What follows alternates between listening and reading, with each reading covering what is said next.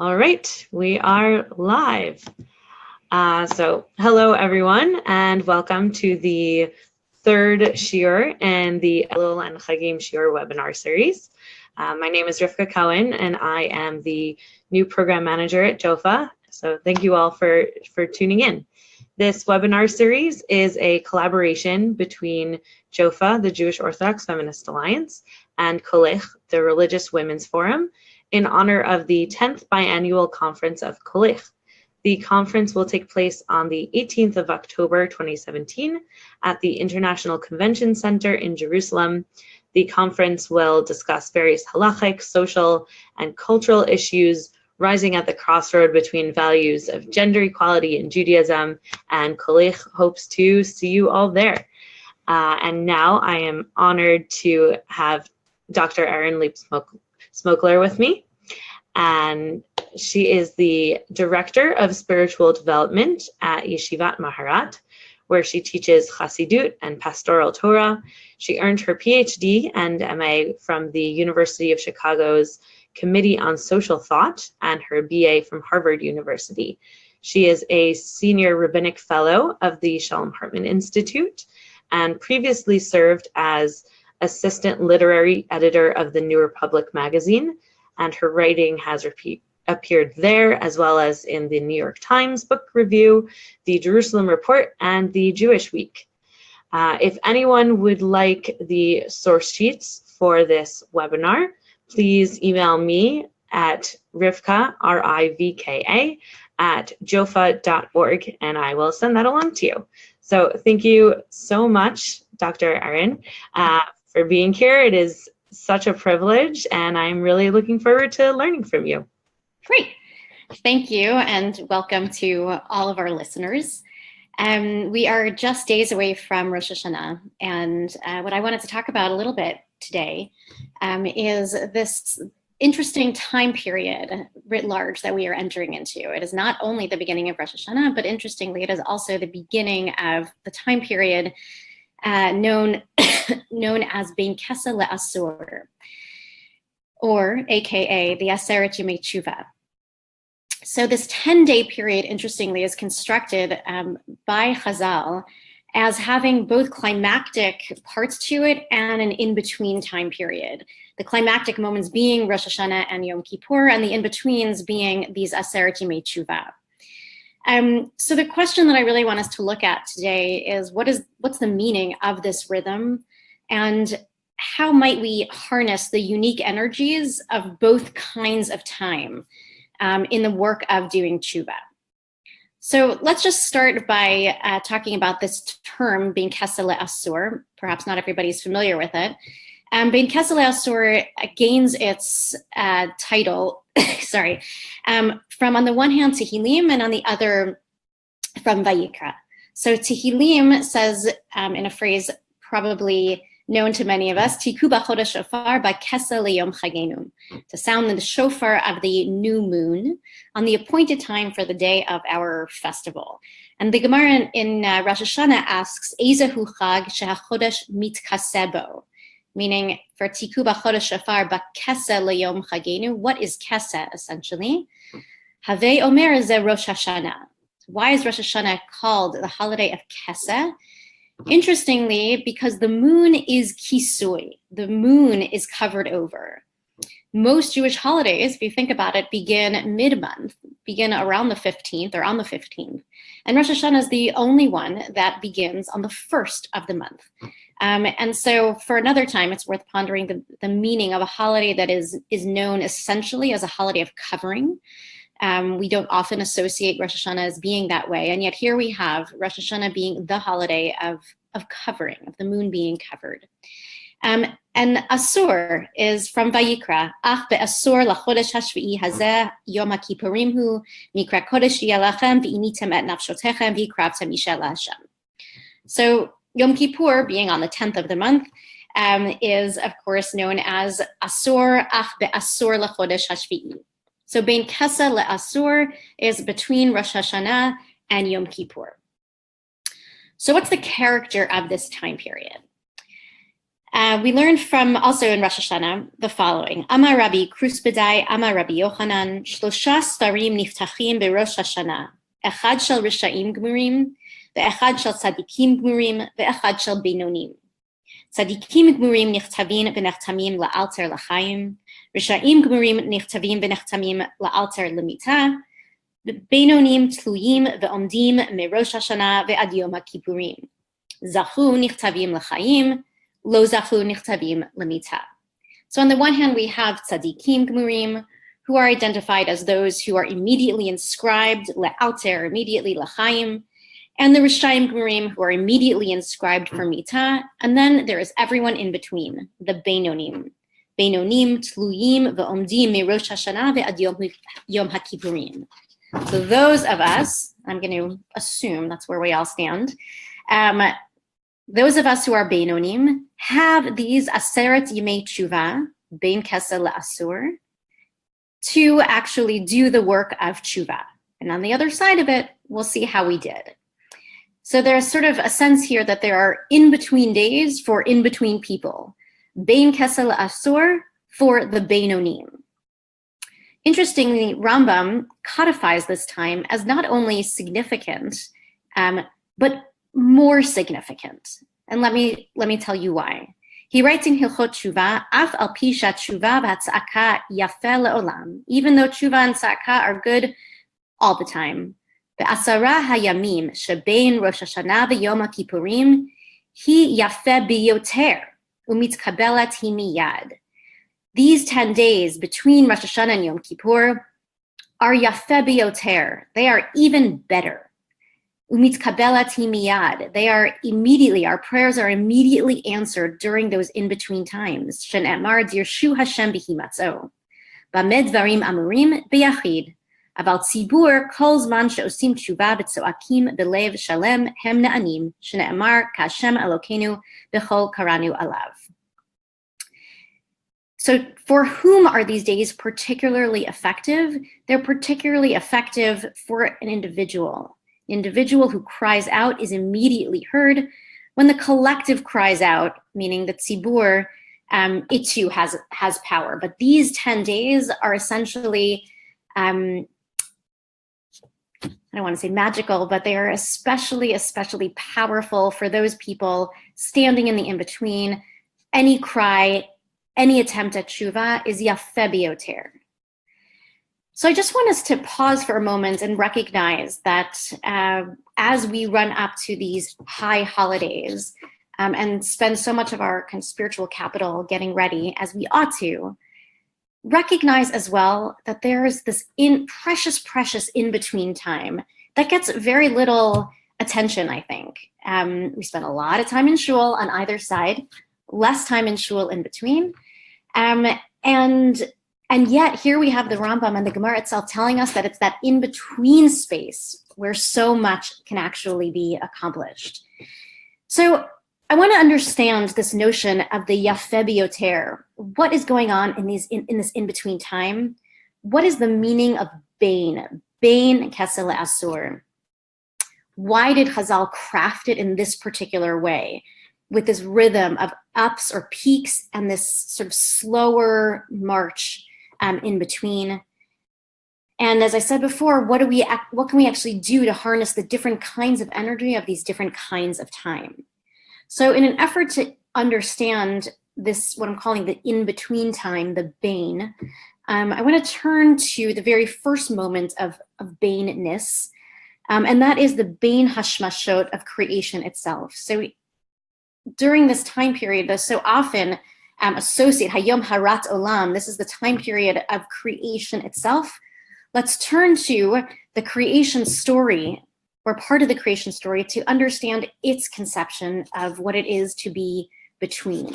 I want to focus our attention on one very whimsical, fantastical, and interesting midrash that comes from Pirkei Avot, talking about the importance of bein hashmashot. It's one of my favorite statements because of its oddity. So Pirkei Avot Hey Vav states the following: Asara dvarim nivru be'erev Shabbat bein hashmashot, 10 things were created on Erev Shabbat at twilight, of Bein Hashmashot, between the suns. Ve'elu hen, pi ha'aretz, upi ha'be'er, upi ha'aton, ve'hakeshet, ve'haman, ve'hamateh, ve'hashamir, ve'haktav, ve'hamichtav, ve'haluchot. V'yesh omrim af hamazikim, ukvurato shel Moshe, ve'ayalo shel Avraham Avinu, v'yesh omrim af tzvat b'tzvat asuya. I'm going to translate that litany. 10 things were created on the eve of the first Shabbat at twilight.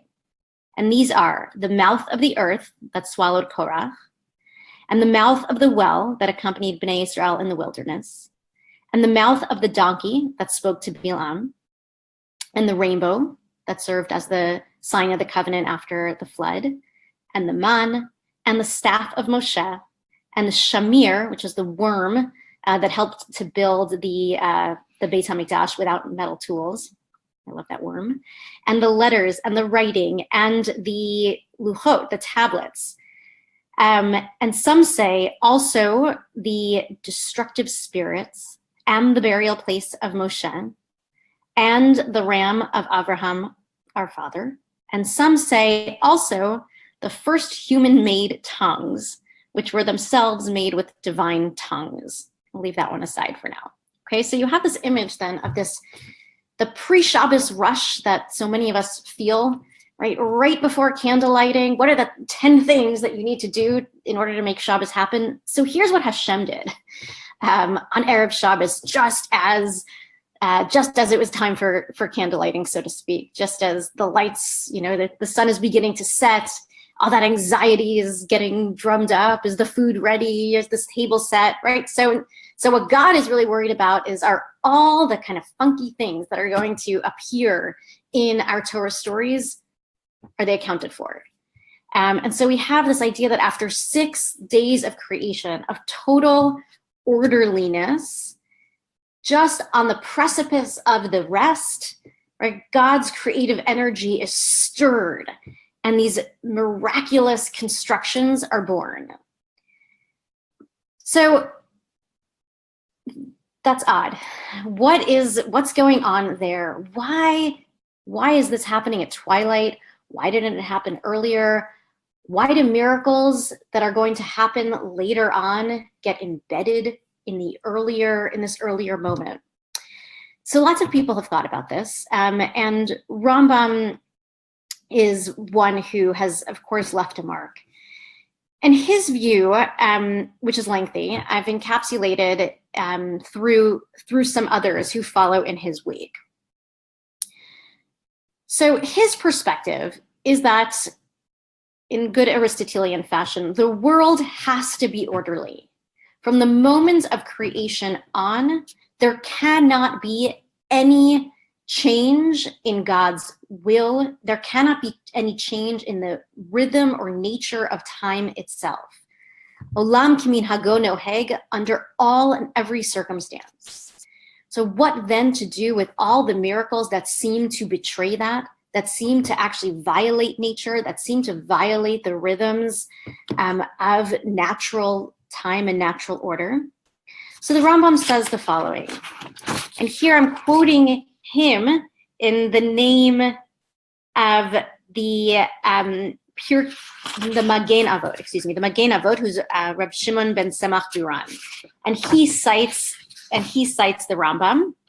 It's just briefer. He says, "V'Rabbeinu Moshe Zal Piresh v'Sefer Hamoreh Perek Kaftet Mishani ki da'atan shel Chazal hu shehanisim nigzar alehem be'et habri'ah." The miracles themselves were created or decreed during the time of creation itself, kodem shenishlemah habri'ah, before creation ended or was completed. Ve'adayin lo haya sham teva kayam. So before the end of creation, all of these things that were miraculous got embedded inside. Kidei sheyeh hadvarim hayotzim min hateva shavim im hadvarim hateviim. V'zeh kidei lekayem hakatuv she'amar ein kol chadash tachat hashemesh. in order to maintain the Kohelet notion, Ein Chadash Tachat HaShemesh, there's nothing new under the sun, there was a timetable. And so long as you could get all the weird things within that timetable, within the stopwatch, so to speak, they're no longer considered unnatural. They're within natural time. So whether it's a worm that does miracles, a donkey that speaks, a rainbow that pops up, man falling from the sky, these can all be considered natural so long as they can be placed within, quote unquote, the natural time of creation itself. Similarly, the Maharal states, again, V'katav harambam zal b'sfaro shedat chachamim bazeh, ki kashe alehem ad me'od sheishtaneh teva achar ma'aseh breshit. Our rabbis could not withstand the notion of a change in nature after Ma'aseh Breshit, o sheyitchadesh ritzon echad shehunach sham, or that there could be a change in the will of the one who put it there, i.e. God. V'lakach hem omrim shekadosh baruch hu sam bateva mitchilat habri'ah, sheyitchadesh hanes be'otah sha'a shehaya, ve'asa hanes, v'lo haya kan shinui ratzon klal. Kach hu mefaresh divrei chachamim. Such a forced or clunky read. Let me translate. He says, for this reason, they, Chazal, said that the Holy One, blessed be He, put into creation from its very inception miracles that would take place in future times, thus ensuring that there would be no change in divine will. So there's a dance being done between the nes sheyitchadesh be'otah sha'a, a nes that would be a chidush in due time, and its tension with Ein Chadash Tachat HaShemesh. So to cram it all in, we stack the deck, so to speak. We put the miracles inside of creation itself, and therefore release this rationalist urge or rationalist fear of miracle in natural time. And yet, despite the fact that this is a dominant view, it seems so very forced in light of what's actually said in our opening Mishnah from Pirkei Avot. This attempt to render the disorderly orderly, to put into nature those things that appear to be outside of it, to seal the system in a cycle of predictability, goes against the description itself of what happened. Because it would actually make more sense were these 10 items or more, these 10 miracles placed within the 6 days of creation. Then it would make more sense to understand them as part of orderly creation. But yet it's the very opposite. These miracles were not embedded in the 6 days of creation, as the Maimonidean view would suggest, but it was precisely beyond the bounds of natural time that these unnatural entities were born. They were inaugurated into a new kind of time, a time in between times, a time that really resists precision and categorization, and that time was Bein Hashmashot. So we return then to the question of what is the meaning of that in-between time? How has it been understood? How do we conceptualize this twilight hour? The Talmud tries hard to do it. The Talmud asks in Shabbat what and how we can actually determine this gray zone. Ve'ezahu bein hashmashot, what is bein hashmashot? Mishataka chama, kol zeh shepnei mizrach ma'adimim, hichsif hatachton velo hichsif ha'elyon bein hashmashot.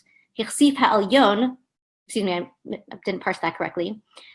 Velo hichsif ha'elyon bein hashmashot. Hichsif ha'elyon v'hashavel etachton zehu laila. Divrei Rabbi Yehuda. Rabbi Nechemia Omer, Kedei sheyahalech Adam mishataka chama chatzi mil. Rabbi Yossi Omer, Bein hashmashot keheref ayin ze nichnas v'ze yotzeh ve'i efshar la'amod alav. What is twilight? From when the sun sets, as long as the eastern face of the sky is reddened by the light of the sun. If the lower segment of the sky has lost its color and the upper segment has not yet lost its color, that is the twilight period.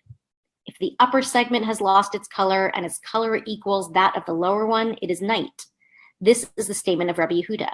Rabbi Nechemiah says the duration of the twilight period is the time it takes for a person to walk half a mil after the sun sets. And Rabbi Yossi says twilight is rather like the blink of an eye.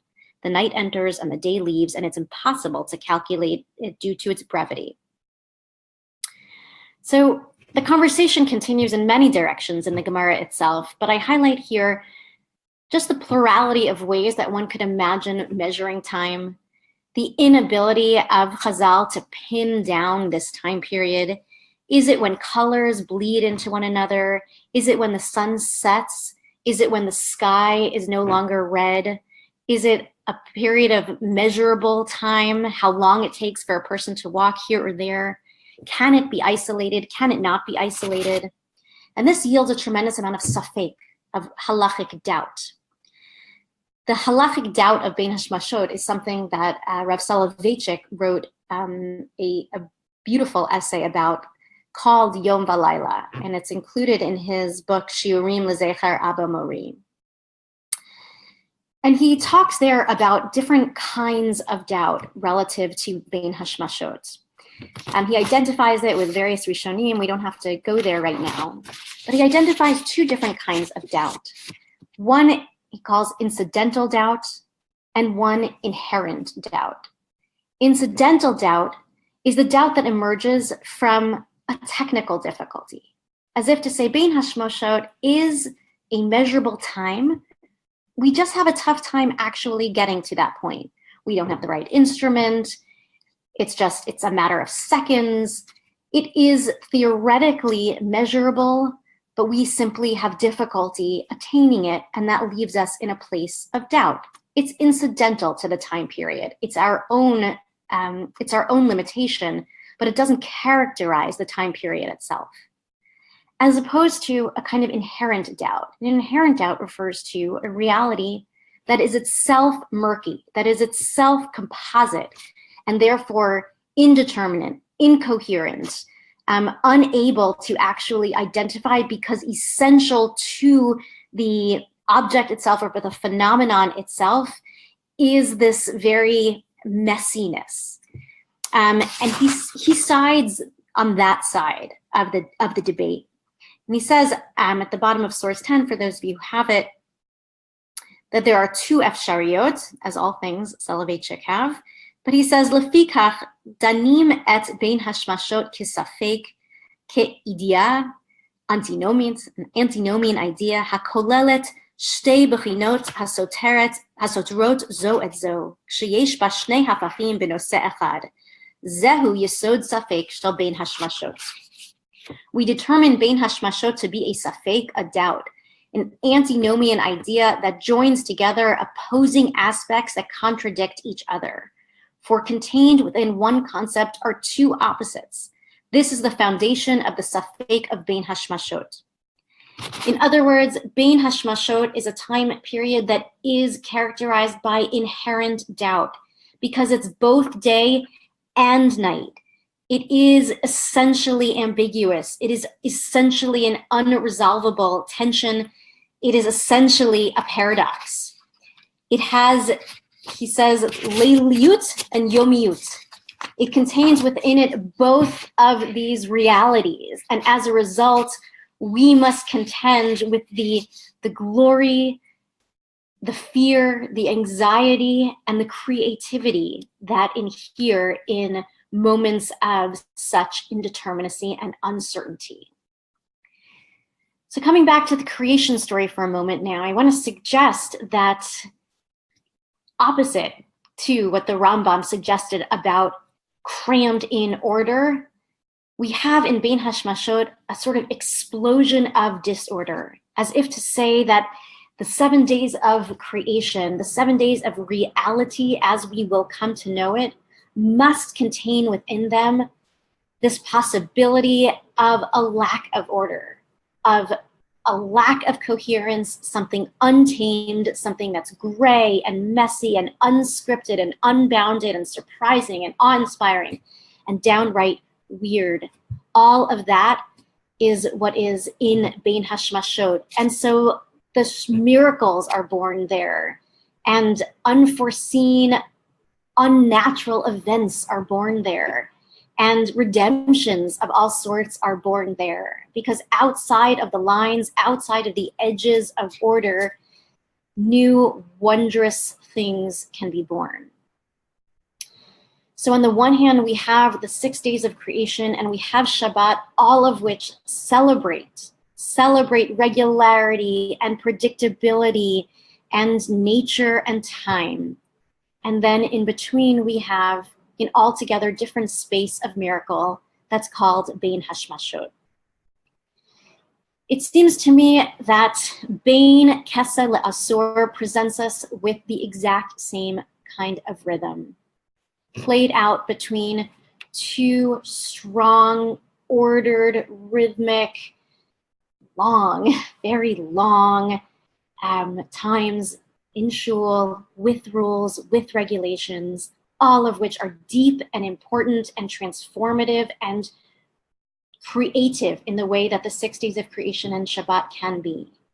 But those days in between, we have to harness for their immense capacity to take that which is within us and to give us the freedom to be creative and off script, off book, to find that which in us which is unique, idiosyncratic, talks perhaps in the wrong times, casts rainbows in darker places, acts creatively like a worm in the Beit HaMikdash, falls from heaven to nurture other people or ourselves. All of these are places within us that we might harness toward Shuvah.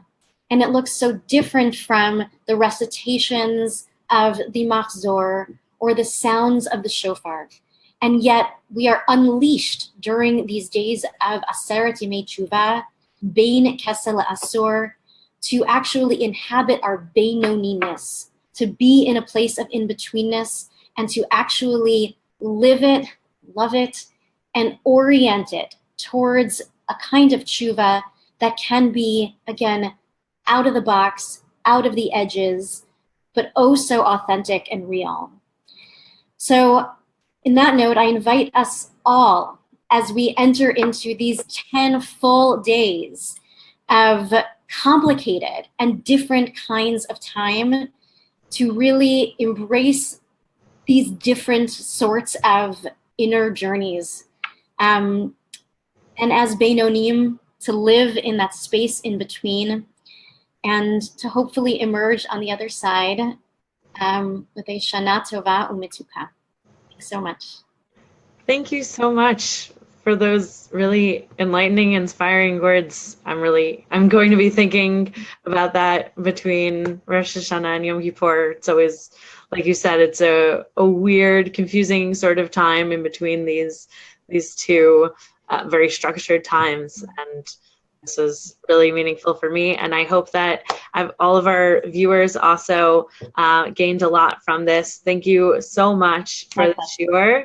And thank you everybody for joining us. And don't miss the next shiur in this series with Rabbanit Devorah Evron on Tuesday, September 26th at 8 p.m.